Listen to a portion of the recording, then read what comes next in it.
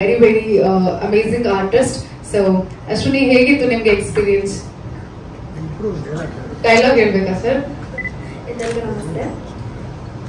Dialogue ಏನಿಲ್ಲ ನನಗೆ.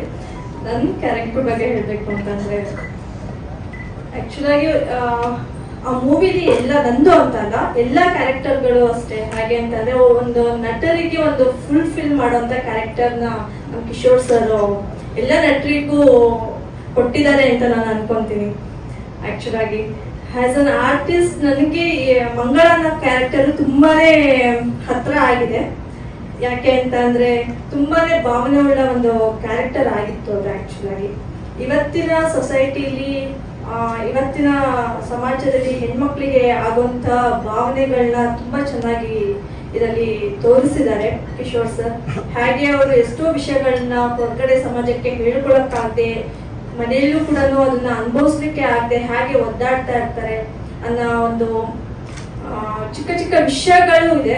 ಹಾಗೆ ಇವತ್ತು ಹೆಣ್ಮಕ್ಳಿನ ಮನಸ್ಥಿತಿ ಹೇಗಿದೆ, ಅವರು ಎಷ್ಟು ಧೈರ್ಯವಾಗಿ ಸಮಾಜದಲ್ಲಿ ಕೆಲವೊಂದು ವಿಷಯಗಳನ್ನ ಎದುರಿಸ್ಬೇಕು ಅನ್ನೋವಂಥದ್ದು ಒಂದು ಒಳ್ಳೆ ಕಂಟೆಂಟ್ ಓರಿಯೆಂಟೆಡ್ ಮೂವಿ ಅಂತಾನೆ ಹೇಳ್ಬೋದು.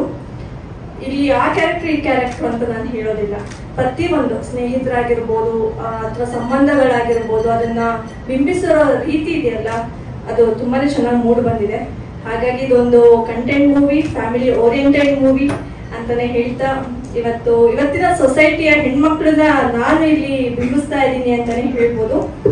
ಸೊ ಅಂತ ಒಂದು ಕ್ಯಾರೆಕ್ಟರ್ ಕೊಟ್ಟಿದ್ದಕ್ಕೆ ಕಿಶೋರ್ ಸರ್ಗೆ ತುಂಬಾನೇ ಥ್ಯಾಂಕ್ಸ್ ಹೇಳ್ತೀನಿ.